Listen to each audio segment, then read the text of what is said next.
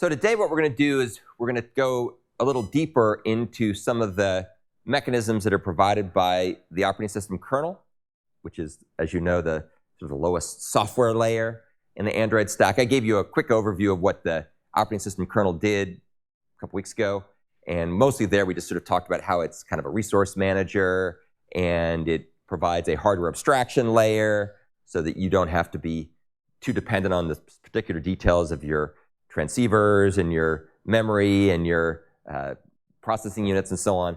What we're going to do now is talk a bit more about how it actually works under the hood. For those of you who've taken CS281, some of this might be review. If you haven't taken CS281, this will be a precursor to what you'll cover when you take that course. So we'll first start by talking about a couple of types of storage that Android supports, which are primary and secondary storage. So Android's software instructions and its data reside in these two different types of storage. Primary storage is basically what's called random access memory. You probably all heard of that, RAM, right? So that's intended to be fast. And it's fast, but it's also volatile, which means that whenever the device is rebooted or loses power or something goes wrong, right, you know, your device locks up, then whatever was running in RAM is going to be lost. So you just have to be prepared for that and take steps accordingly. The typical steps you take accordingly are to store anything you want to remain persistent between reboots or crashes or whatnot, store that in so-called secondary storage. And that's typically, quote, slower memory, which on a mobile phone is typically implemented as so-called flash memory. On your laptop or your server, it could be implemented differently, but typically on a phone, it's implemented as flash.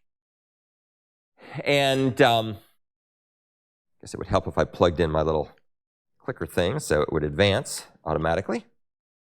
Let's see if we make that work better. There we go. So basically, flash stores it persistently, but it can be erased and reprogrammed electronically. So it's kind of like memory that remains, it keeps track of what was in there. Primary and secondary storage are part of what's called a memory hierarchy. You guys have probably heard memory hierarchy before.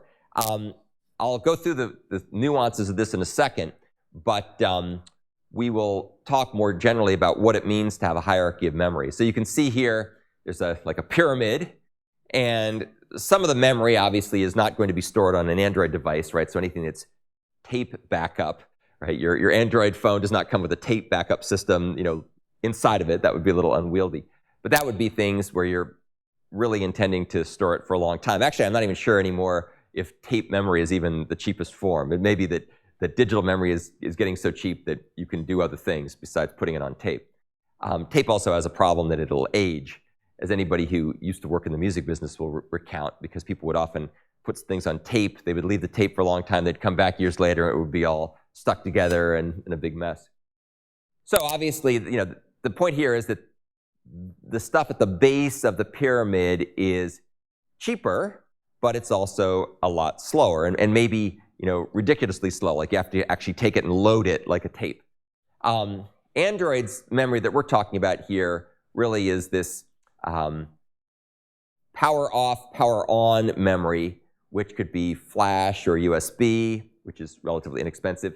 And then we have RAM, which is fast and relatively affordable. And then we start getting up to the apex of the pyramid, and then you've got, you know, really expensive but very, very fast memory, right? So register memory and processor caches and so on, which cost, quote, more.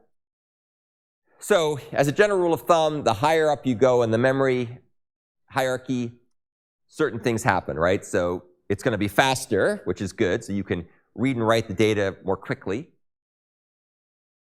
The time that's required to take to access it will be lower, which to some extent is a relationship with faster. So you can get to it with lower latency. And oftentimes, again, depending where it resides, you may either have predictable latency or variable latency. One of the things that's happened over the past decade or so is that there's more and more caches being put onto processors. And one of the consequences of that is, as long as your program is running inside the cache, it's really fast. But if it gets outside the cache, then it takes a bit longer to get to it. And a lot of times you don't really care. Other times you do care. If you're trying to build a real-time system where any kind of delay is going to lead to bad consequences, then the fact that there's caching happening may be actually a detriment, not an improvement, because it makes it harder to predict worst-case execution time and schedule accordingly. And then, of course, the other thing by moving up the hierarchy is it's more expensive. So faster equals costlier. And that's why there's a memory hierarchy. Obviously, if the stuff down here was really cheap and really fast, we wouldn't need to have a hierarchy. So we're arranging it in such a way where, as much as possible, you try to keep things in your cache, and then once in a while you move down to lower levels where it's slower, but there's more of it because it's cheaper. Any questions about that? Hopefully that's sort of a review. One of the consequences in many languages where performance is important is you often want to organize your data structures so that they'll be packed into relatively tightly bounded contiguous storage. And that way, once said storage gets loaded into the processor cores or the memory, the registers, and the caches, you don't have to pay any penalty to go out and get the data from someplace else. That makes a really big difference in a high-performance app. Java, to some extent, makes that more complicated. Does anybody know one of the reasons why it's more complicated with Java to manage the caching? Especially when you start using the more advanced features that Java's famous for, like collections, for example. What makes collections tricky in this respect?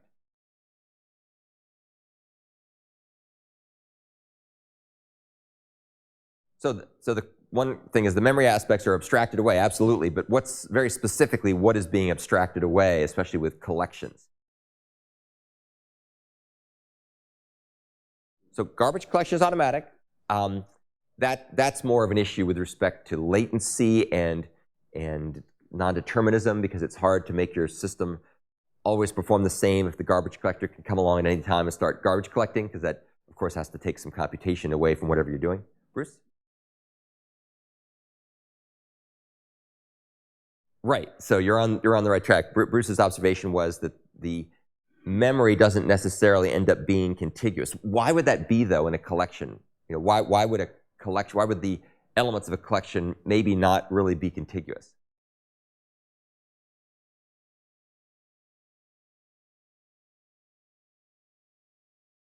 So Bruce's observation was contiguous memory is more costly because you have to make sure you organize it to be contiguous. But what is it? How would you even do that in Java? Yeah.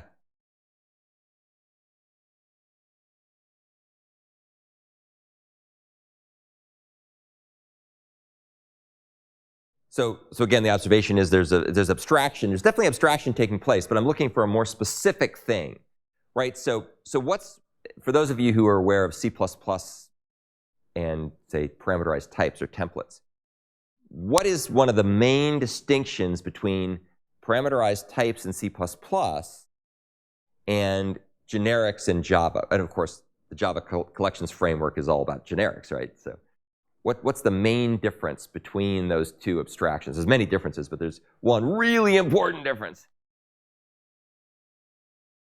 Anybody want to hazard a guess?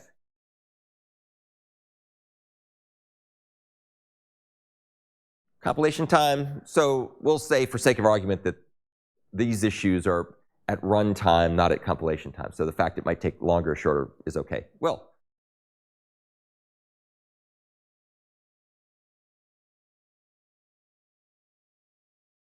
Yes, but what's the it?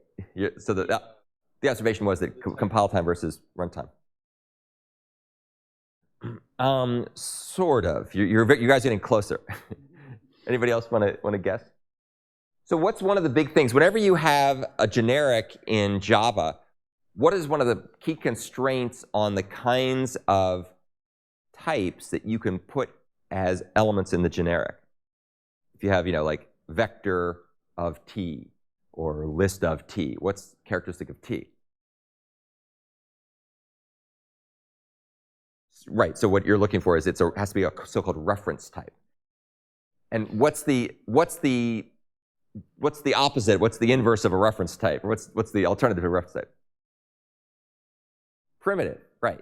So in Java, they distinguish very, very distinctly between a primitive type, like int, or double with a lowercase d, versus a reference type, which is like integer with a capital I, double with a capital D, right? Those are two very different types. And in Java, the generics, which of course collections are all about generics, have got to be reference types. Whereas in C++, because of the way that their type system works, primitive types and reference types, which they would call classes, so classes versus built-in types or primitive types, those are indistinguishable from the point of view of templates. They work just as well with either one. So what's the big difference with respect to caching with Java, right? What's the thing that makes that tricky? Will? They can be of different sizes, but there's something even more fundamental about a reference. How do you make a reference object? What do you have to do to it? Let me rephrase the question. How do you make any Java object? Dynamic memory allocation, exactly. So in a language like C++, you could have a vector of longs with a lowercase l, and all of the memory allocated for that vector of longs, let's say for sake of argument you had 100 of them, so you'd have space for 100 longs, and it would absolutely be contiguous, right? Because you'd have sub 0, sub 1, sub 2, sub 3, just you allocate a chunk, and it's just a big chunk of memory. And therefore, when you go and put this thing in your cache and you go scooting along and doing something to it, right, computing an inner product or multiplying something or whatever you're going to do to it, that memory is all going to be in that cache line, unless you've got 10 gig worth of vector, which is a whole other issue. So as long as you're not spilling out of the cache because you're working on data structures that are too big, it's all going to be there. In contrast, what if you have a vector in Java, where we're talking about a vector, STL vector? What if you have a vector of STL vector, like a Java collections framework vector? Where will its memory come from? Where will each element, sub 0, sub 1, sub 2, sub 3, sub 4, where's that going to be?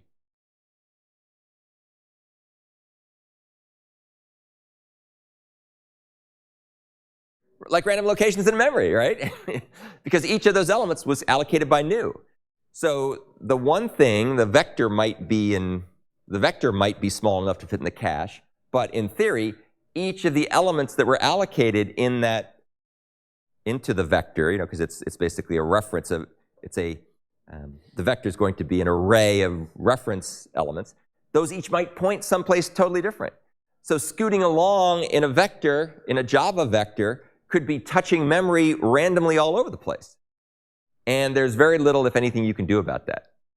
So that's one of the things that makes Java more complicated, because you may not be able to keep everything up at the top of this, towards the top, not the very top, towards the top of the pyramid, because the processor cache may not be where everything resides, right? Unless you get really lucky. And it's almost impossible to control that from a programmatic point of view in any portable way.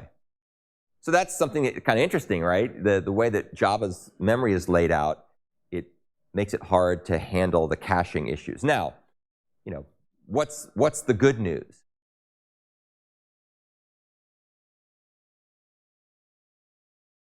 True. So it's good. The good news is that Java is easier to work with, at least in one sense. But what's the other good news?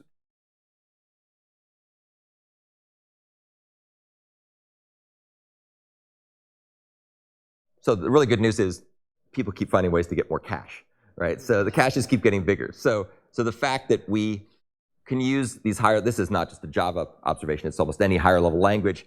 The fact that we keep finding ways in hardware to make things bigger, faster, cheaper, et cetera, and we're moving up this curve all the time, and more things, actually the pyramid's really getting flatter, I guess, is the best way to look at it. Right, so you get more and more stuff you can stick here.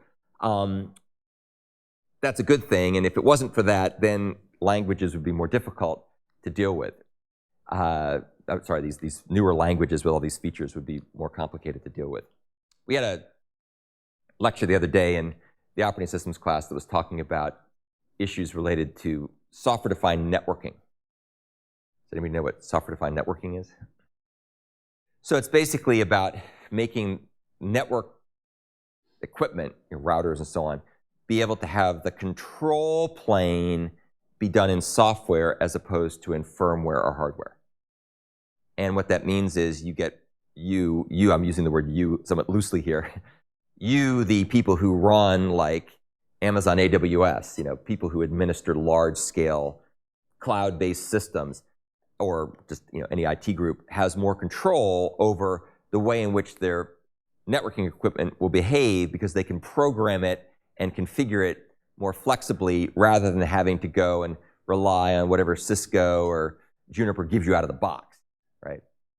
And we were having some debate, right? Because people in the class were like, well, why the heck is this interesting? And it's kind of funny because the reason it's interesting is it's only been really in the last decade or so we could actually do this.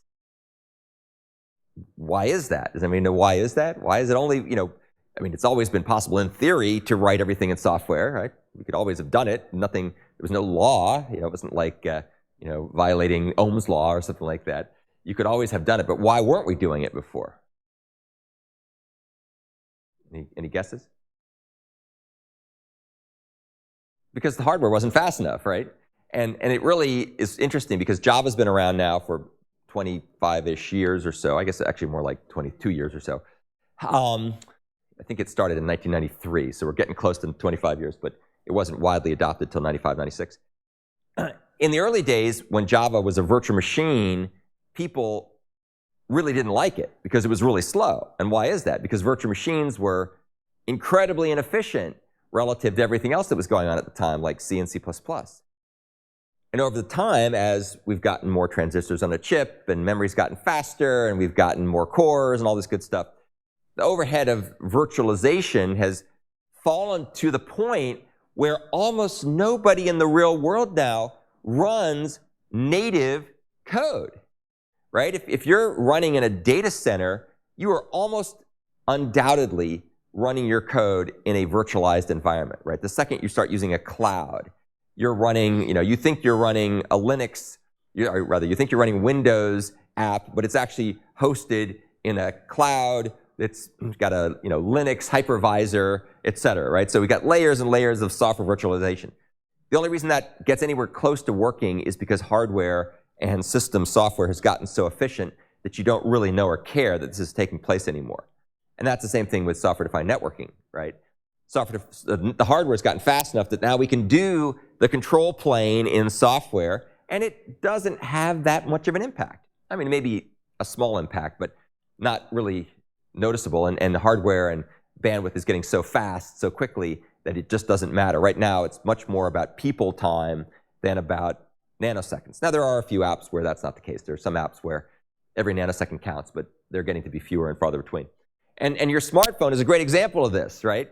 If we look back, a decade ago, it was a big deal to run things virtualized, and it was considerably slower. Nowadays, we got plenty of memory, as we'll see here in a second. Okay, so the point of all this is that the processor cores will operate on instructions and the associated data that reside in RAM. So things run out of RAM. In other words, they run in RAM. You may run out of RAM, but the point is that you run in the RAM. So the Android Linux executes the kernel. Android Linux executes in special RAM called kernel space RAM.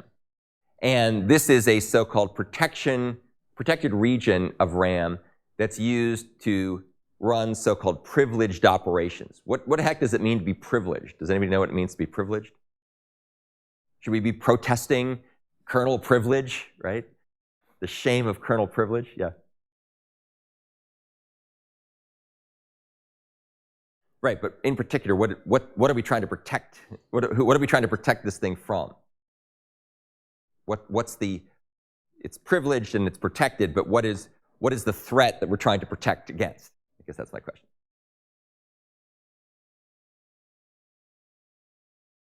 Exactly. So the main thing we're trying to do here is make sure that one program can't maliciously or accidentally screw up somebody else's state, right? Somebody else's data. And the only way that anything above the kernel, right, this is the kernel layer, the only way you can access stuff in the kernel, we'll talk about what sits up here in a second, is through what's called a system call interface. And this is the Linux system call interface, which is essentially the Unix system call interface.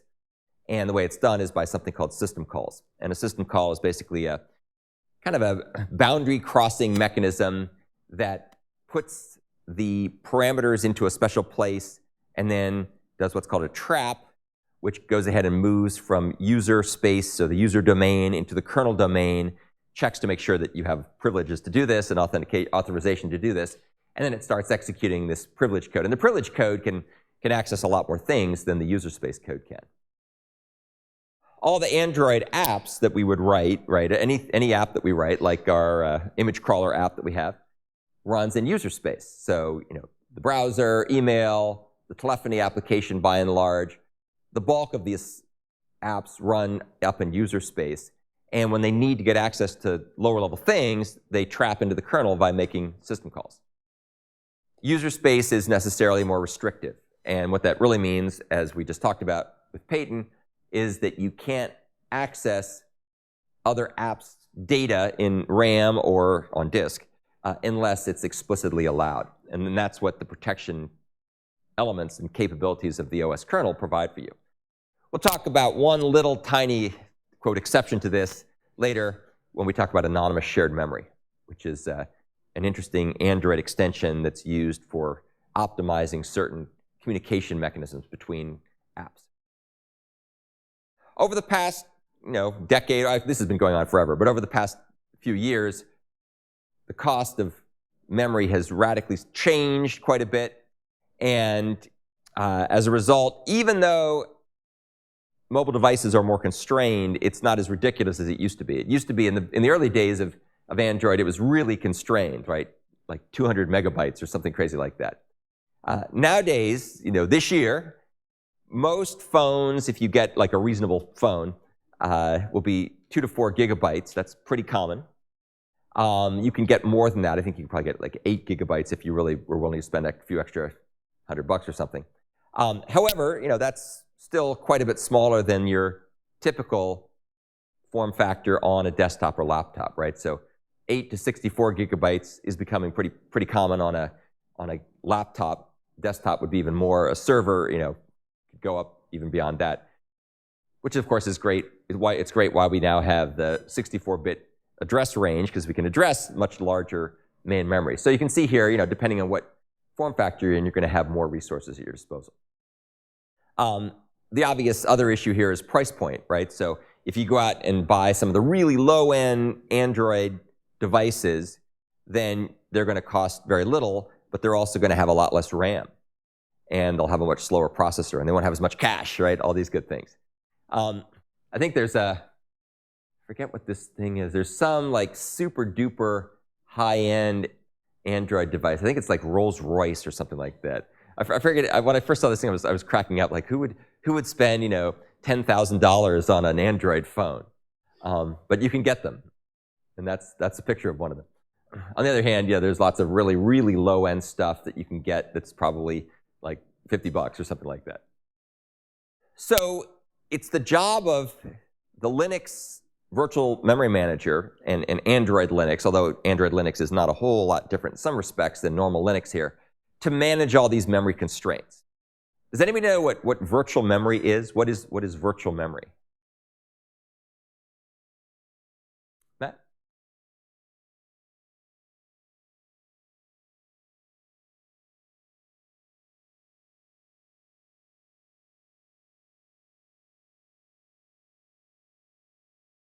Right, so it's basically a mapping from so-called virtual memory, which can be a very, very large address space, to a much smaller amount of memory, which is physical memory.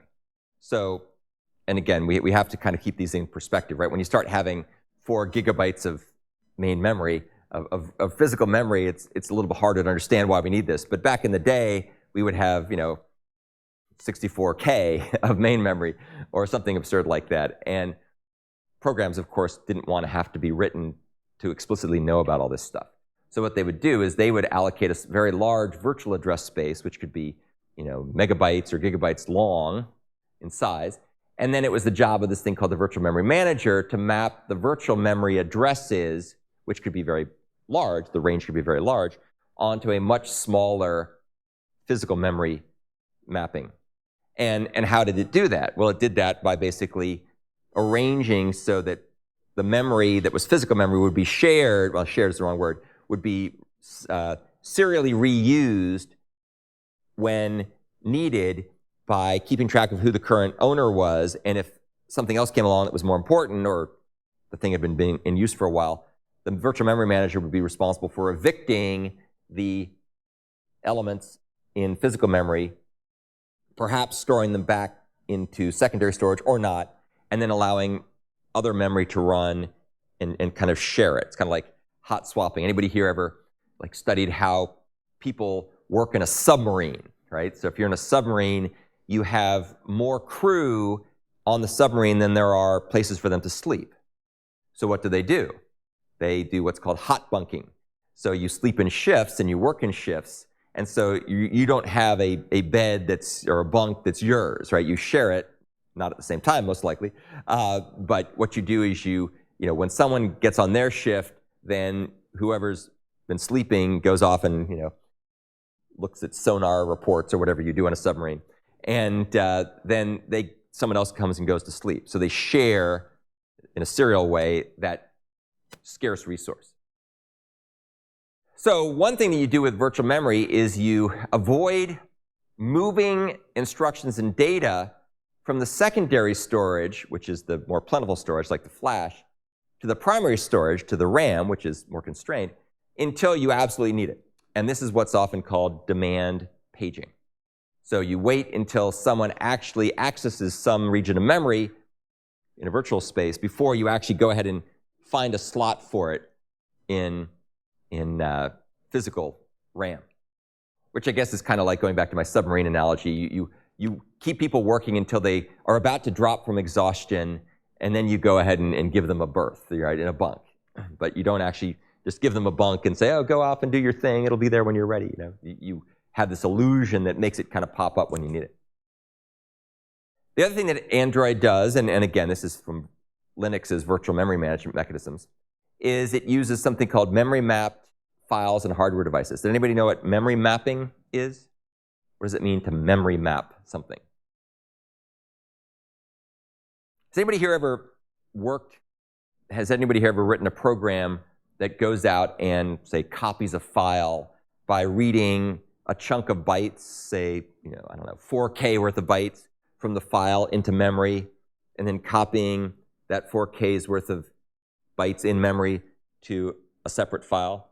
So you open a file, you read the file in a chunk at a time, you put it in memory, and then you write it to the output file. Anybody ever written a program sort of like that, like a copy program? Okay, so that's an example of just using the classic I/O subsystem to read data and buffer a chunk of it in memory on the way to doing something else with it. And you probably are accustomed to doing reads and writes, right? That's the way you do it. So what's a memory mapped file? What's a memory mapped mechanism in that context? How would you do the same kind of thing in a memory mapped world? All right, so what you do in memory mapping is you take some kind of resource, like a file on a disk, and you map that into memory. So from the point of view of an application, it looks as though it's just like an array, right? You can start at the beginning, and you can just work through it with normal pointer operations or array indexing operations. You can index into it. You can get a pointer and advance it. If you're a C or C++ programmer, you're probably using a pointer or some kind of iterator. If you're a Java programmer, you're probably using it as an index into something, and so on. And so what this allows your memory manager to do is treat your big file as though it's a chunk of memory, and then pull in the pieces you need on demand using the virtual memory management mechanisms. And so because of various tricks that the virtual memory manager can play, because it has a better sense of all the different resources it's controlling, it may actually be not only more convenient to access these resources as memory mapped files or memory mapped resources, but it also may be a lot more efficient as well.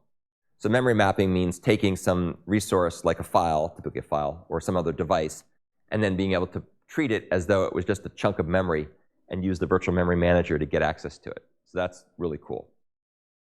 And then the other thing that the virtual memory manager does is it protects the private data of an app from other apps. So if you're the email app, then you can't directly access the contents of the browser or the phone without doing some more explicit sharing through shared memory or passing messages or writing to shared files or something, right?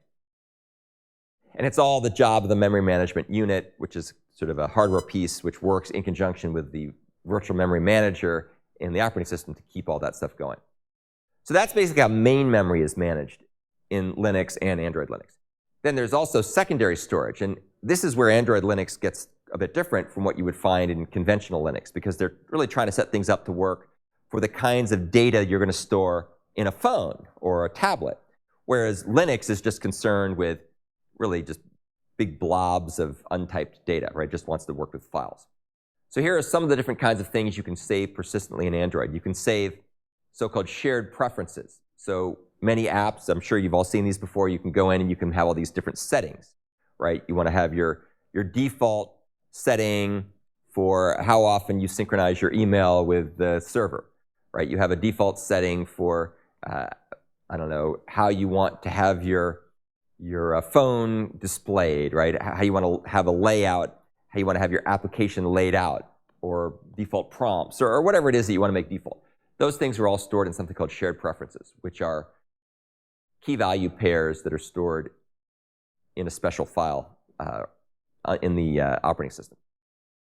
There's also something called external storage, which is where you can have public data that can be shared across applications. And as Android has become increasingly a target of hackers, they've spent a lot of effort trying to tighten this up and have better control over permissions and so on. It used to be pretty lax. You could get access and you could share a lot of things. They've really tightened that up. So external storage is still usable, but it's a lot more constrained than it used to be, and it's heavily permissioned. There's also what's called internal storage, which is private data that's stored that you get access to that's really more for your app's purpose. Like it might be a cache, for example, that your app is using internally, and that would be internal storage. Other apps wouldn't be able to get to it. And then the last kind of storage, which we won't have time to talk about, but it's really quite interesting, is basically structured storage, structured data that's stored in databases, which could be private or shared through something called an SQLite database. So SQLite is a SQL, structured query language database, and Android makes it possible to access this stuff. And this gets used for lots and lots of things on your phone or your tablet. So for example, SQLite is used to keep track of emails, SMS, MMS messages, all kinds of browser cache history types of things, all kinds of stuff where you want to be able to query and look stuff up, things like search results, or if you have cached URLs in your browser cache, those kinds of things will be accessible in SQLite because you want to be able to query for them based on certain properties, like how many times have they been accessed, when were they most recently accessed, and things like that. So you can basically do database queries, and a lot of apps in Android need to use that in order to give a better user experience. Android Linux also has this file system called the virtual file system, or VFS, and you can see here that this is a framework that's part of kernel space, and they have a bunch of different kinds of implementations. There's a whole bunch of different stuff here. Yet another something file system, probably yet another Flash file system is like a thing that YAFS is. And this is basically implemented by what's called a kernel module, which is how you extend the Android Linux kernel, or the Linux kernel more generally.